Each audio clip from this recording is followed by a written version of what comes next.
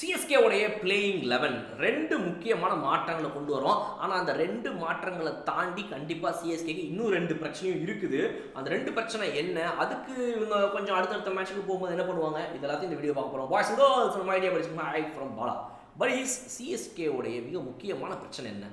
ராகுல் திரிபாதி கண்டிப்பாக ஒரு பெரிய பிரச்சனை தான். ஆனால் அதை தாண்டி இன்னொரு பிரச்சனை, கான்வே உள்ள வந்தே ஆகணும். இதுதான் நம்ம பார்க்க வேண்டிய ரெண்டு biggest problems for Chennai super Kings இப்போ கரண்ட்லி. இப்போ இந்த ரெண்டு ப்ராப்ளம் எப்படி அட்ரஸ் பண்ண போகிறாங்க? ரொம்ப சிம்பிள். இவங்களுடைய பிளேயிங் லெவனில் வர அந்த ரெண்டு சேஞ்சஸ் என்ன? நம்பர் 1, ஃபஸ்ட்டு ரைட்டு, எனக்கு இப்போ ஒரு டெவான் கான்வே உள்ளே வந்தே ஆகணும். அப்போ யார் உங்களுடைய ஃபாரின் பிளேயர் வெளியே போகிறது பார்த்துருவோமா? 4 ஆப்ஷன்.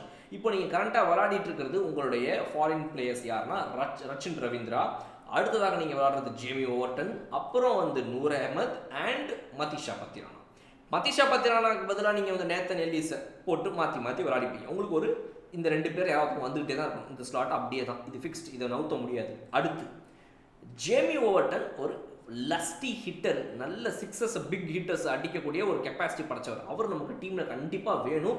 இப்போ இருக்கிற சுச்சுவேஷனுக்கு ஜடேஜா தோனினால பெருசாக கனெக்ட் பண்ண முடியல. தூபேன்ற ஒரே ஒரு ஆள் தான், எல்லா மேட்ச் ஆடுவாரான்னு அவர் ஒன்றும் தெரியாது.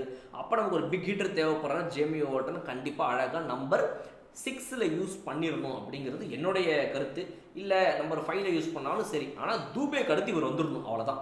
விஜய் சங்கர், தூபே, அடுத்து நம்மளுடைய இவர் ஓவர்டன். இதுதான் என்னுடைய லைனப். அப்புறம் தான் தோனி, அப்புறம் தான் ஜடேஜா. இதுதான் நான் வச்சுருக்கிறது. இதை நான் சொல்கிற லைனப் என்னங்கிறத. ஸோ ஓவர்டனும் வேணும். நூர் அஹமத் பிரில்லியண்ட்டாக போட்டு சிஎஸ்கேக்கு நம்பர் 1 பவுலராக இருக்காரு, அப்போ அவரும் வேணும். ஸோ இந்த 3 பேர் வேணும் அப்படின்னா அப்போ இருக்கிற 4வது ஆப்ஷன் யார்? ரச்சின் ரவீந்திராவுக்கு ஒரு லைக் டு லைக் ரீப்ளேஸ்மெண்ட்டாக இவர் இருப்பார். மோரோவர் ரச்சின் ரவீந்திராவுடைய கரண்ட் ஸ்ட்ரைக் ரேட் நீங்கள் இந்த சீசனில் பார்த்தீங்க அப்படின்னா 130s இருக்குது.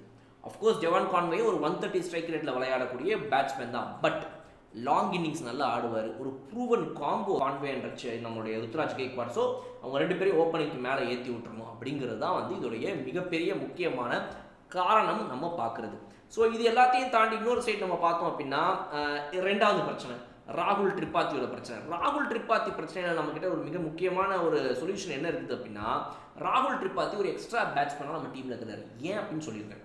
ரவிச்சந்திரன் அஸ்வின் லாஸ்ட் பேட்ஸ்மேன் தோனிக்கு அப்புறம் ஜடேஜாக்கு அப்புறம் அப்படின்னா அவர் தான் நம்பர் 9 பேட்ஸ்மேன். நம்பர் 9 வரைக்கும் உங்களுக்கு பேட்டிங் டெப்த் தேவையா? பேட்டிங் ஆட தெரிஞ்ச பவுலர்ஸ் அந்த மாதிரி கணக்கெல்லாம் சேர்த்து நம்பர் 9 வரைக்கும் அவசியமான தேவையில்லை. 8 வரைக்கும் தாராளமாக போதும். ஸோ ஒரு அஸ்வின் இருந்தே டீமுக்குள்ளே 8க்குள்ளே அவரை முடிக்கணும் அப்படின்னா, அதே நேரத்தில் நமக்கு ஒரு பவுலர் ஷார்ட்டாக இருக்கிறாங்க. சாம் கரன் போட்டார் பவர் பிளேயில், கேவலமாக ரன்ஸ் கொடுத்துட்டு இருந்தார். அவருக்கு பதிலாக ஜேமி ஓவர்டன் வந்தார், மோசமாக ரன் கொடுத்துட்டார். 2 ஓவரில் 30க்கு மேலே கொடுத்துட்டார். அப்போ நமக்கு இந்த இடத்துல ஒரு நல்ல பவுலர் தேவைப்படுறாங்க. ஆனால் அங்கே மேலே ஒரு எக்ஸ்ட்ரா பேட்ஸ்மேன் சும்மா சுற்றிட்டு இருக்கார் ராகுல் திரிபாதி. கிட்டத்தட்ட ரச்சின் ரவீந்திரா ருத்ராஜ் தான் ஓப்பனர் மாதிரி ஆடிட்டு இருக்கிறாங்க மேட்ச். அதனால் ராகுல் திரிபாதி என்ற ஒரு எக்ஸ்ட்ரா பேட்டரை தூக்கிட்டு அவருக்கு பதிலாக லைக் டு லைக் ரீப்ளேஸ்மெண்ட்டாக அவர் இல்லைனாலும் கூட ஒரு இந்தியன் டு இந்தியனுக்கு நம்ம கொண்டு வர ஒரே ஆள் யார் அப்படின்னா அன்ஷுல் கம்போஜ். இதுதான் நம்மளுடைய ரெண்டாவது சேஞ்ச். ஸோ ரச்சின் ரவீந்திராவுக்கு லைக் டு லைக் ரீப்ளேஸ்மெண்ட்டாக டெவான் கான்வே போடுறோம். ரெண்டாவது சேஞ்சு, நம்ம திரிபாத்திக்கு பதிலாக ஒரு நல்ல ஃபுல் பவுலரை கொண்டு வந்துடுறோம். நம்ம இந்த பேட்ஸ்மேன் ஒன்றும் பண்ணலங்க, அதுக்கு அட்லீஸ்ட் ஒரு 4 ஓவர் போடுற பவுலர் உள்ள கொண்டு வந்தால் மேட்ச் நமக்கு அட்லீஸ்ட் கையில் நிற்கும். ஒரு நல்ல பவர் பிளே நமக்கு கிடைக்கும். பிகாஸ் மதிஷா பத்திரானா டெத் ஓவர்ஸில் போட போகிறாரு. அவர் கூட போடுறதுக்கு 2 ஓவருக்கு கலீல் அஹமத் இருக்கிறாரு. ஸோ 6 ஓவர் நமக்கு டெத்தில் அங்கே கிடச்சிடும். ஆனால் பவர் பிளேயில் கலீல் அஹமத்னால 2 ஓவர் தான் போட முடியும். மிச்சம் 4 ஓவராக பவர் பிளே யார் போட போகிறா? இதுதான் கேள்வி. நீங்கள் ஜேமி ஓவர்டன்ட்ட 2 ஓவர் கொடுப்பீங்க, அப்புறம் உங்கள் ஸ்பின்னர்ஸ் கிட்ட 2 ஓவர் கொடுப்பீங்க. ஒருவேளை உங்களுக்கு 6 ஓவர் ஃபாஸ்ட் பவுலர் போட வேண்டிய அவசியம் வரும்போது இந்த மேட்ச் விட்டுருவோம். சிஎஸ்கே vs டிசிஏ எல்லா மேட்ச்க்கும் யார் உங்களுடைய ஃபாஸ்ட் பவுலர்? அப்போ இந்த இடத்துல கண்டிப்பாக உங்களுக்கு ஜேமி ஓவர்டன் போட்ட அந்த 2 ஓவர் அட்லீஸ்ட் கவர் பண்ணுறதுக்கு ஒரு பவுலர் வேணும்ல உங்களுக்கு, ஒரு 2 ஓவர் போடுறதுக்கு. அது யார் போட போகிறா? அப்போ நம்ம உள்ளே கொண்டு வர்றது ஒரு எக்ஸ்ட்ரா பேட்டராக தேவையில்லாமல் டீமில் ஒட்டிக்கிட்டு இருக்கிற ராகுல் திரிபாத்தியை தூக்கி அடிச்சுட்டு நம்ம உள்ளே கொண்டு வர வேண்டியது ஒரு அன்ஷுல் கம்போஜ். இதுதான் சிம்பிளான ஒரு சொல்யூஷன் சிஎஸ்கேக்கு கண்டிப்பாக இந்த சீசனில் தேவைப்படுவது இந்த 2 மாற்றங்கள். ஸோ இந்த 2 மாற்றங்களை நம்ம பண்ணி முடித்தோடனே நம்ம பார்க்க வேண்டிய அடுத்த 2 பிரச்சனை என்னன்னா, ஆரம்பத்தில் வீடியோவில் சொல்லிங்க இன்னும் 2 ப்ராப்ளம் இருக்குது சிஎஸ்கேக்கு. பட் அதை நம்ம இப்போ அட்ரஸ் பண்ண வேண்டியதில்லை, அப்புறமா அட்ரஸ் பண்ணால் போதும். என்ன அப்படின்னா, 1, ரவிச்சந்திரன் அஸ்வின் அவர்கள் கொஞ்சம் ரிஸ்கில் தான் இருக்கிறார். அவ்வளோ பெஸ்ட்டாக பவுலிங் போடுறது இல்லை. விக்கெட் டேக்கிங் எபிலிட்டி ஒன்றும் பெருசாக இல்லை. ஏதோ ஒரு விக்கெட் அங்கங்கே விழுந்துருது இருக்குது, தப்பிச்சிடற மேட்ச் கொண்டு. ஸோ அதனால் ரவிச்சந்திரன் அஸ்வின் ஒரு வேலை வெளியே எடுத்தாங்க அப்படின்னா அவருக்கு பதிலாக ஸ்ரேயஸ் கோபால் வரலாம் லைக் டு லைக் ரீப்ளேஸ்மெண்ட். இல்லை அப்படின்னா ஒரு ஃபாஸ்ட் பவுலராக அன்ஷுல் கம்போஜோ இல்லை குர்ஜப்ரீத் சிங்கும் வந்துடலாம். இதை வந்து நம்ம தனியாக ரவிச்சந்திரன் அஸ்வினை பற்றி ஒரு வீடியோ போட்டிருக்கோம். அந்த வீடியோ தயவுசெய்து நீங்கள் பாருங்கள். அதில் உங்களுக்கு இன்னும் ரொம்ப கிளியராக புரியும் ரவிச்சந்திரன் அஸ்வின் இந்த மேட்ச் விளையாடினாலுமே கூட அவே மேட்சஸில் ஸ்பின்னர்ஸ் தேவைப்படாதப்ப என்ன நடக்கும் அப்படின்றத பற்றி நம்ம தனியாக ஒரு வீடியோவாக பேசியிருக்கோம். ஸோ அது ரவிச்சந்திரன் அஸ்வினை பற்றி. அண்ட் ஓவர்டன் ஏன் ஸ்குவாடில் இருக்கணும், பிளேயிங் லெவலில் இருக்கணும் அப்படின்னா, உங்களுக்கு இப்போது தோனி தப்பிக்கணும்னா பிரச்சனையில் மாட்டக்கூடாது. எல்லாரும் போட்டு தோனி தோனி தோனின்னு அடிக்கிறாங்க. ஏன்டா தோனி ஜெயிச்சு கொடுக்கல, ஏன்டா ஜடேஜா உருட்டுறாரு அப்படின்னு. இந்த பிரச்சனைகள் நடக்கக்கூடாது. இவங்க 2 பேர் மேலே ப்ரெஷர் விடக்கூடாதுன்னா கண்டிப்பாக அந்த ப்ரெஷரை டேக் ஆஃப் பண்ணுறதுக்கு உங்களுக்கு ஒரு தூபே மட்டும் பத்தாது. கண்டிப்பாக தூபே கூட விளையாடுறதுக்கு இன்னொரு ஒரு ஃபாஸ்ட் ஹிட்டர், ஃபாஸ்ட் அடி நவுத்துற ஹிட்டர் உங்களுக்கு வேணும். அந்த நகத்துற ஹிட்டர் தான் Jamie Overton. So Jamie Overton after Vijay Shankar and after Shivam Dube உடனடியாக வந்து இறங்கிறது பெஸ்ட் ஆப்ஷன்.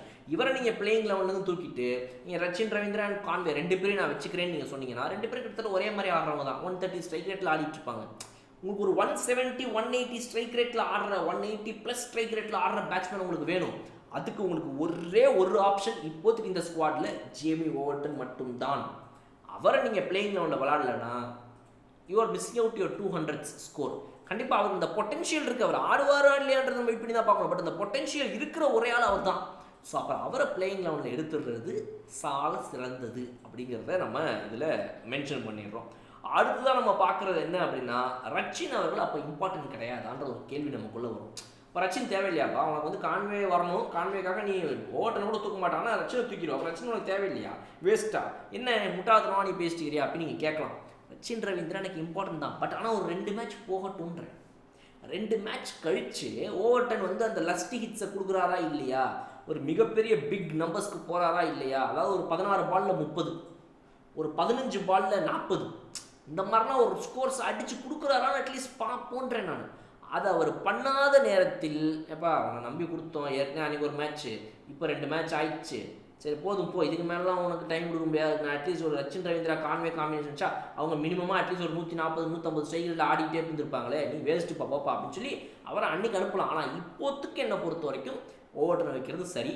பட் சிஎஸ்கே இதை பண்ணுவாங்களான்னு தெரில. கண்டிப்பாக கான்வே உள்ளே வரணும் அப்படின்னா ரவீந்திராவை தூக்க மாட்டாங்க. அதையும் நான் இப்போயே சொல்லிடுறேன். கரெக்டாக செய்ய வேண்டியது என்னங்கிறது இவ்வளோ நேரம் சொன்னேன். பட் என்ன செய்வாங்கன்றதை சொல்லிடுறேன். கண்டிப்பாக ரச்சின் ரவீந்திரா இருப்பார். கான்வேயை ஓவர்டனுக்கு பதிலாக கூப்பிட்டு வருவாங்க. அவங்களுக்கு வந்து தூபேன்ற ஒருத்தர் இருந்தால் போதும். அப்புறம் ஜடேஜா தோனிக்கிறாங்க, அவங்க 3 பேர் பார்த்துப்பாம்பா முடிச்சு கொடுத்துருவாங்க மேட்ச் அப்படின்னு சொல்லிட்டு ரச்சின் ரவீந்திரா கான்வே 2 பேர் ஓப்பனிங் இறக்கி திரும்ப ருத்துராஜ் கைக்வாடே அவங்க வண்டவங்க தான் இறக்குவாங்க. இதுதான் பண்ண போகிறாங்க.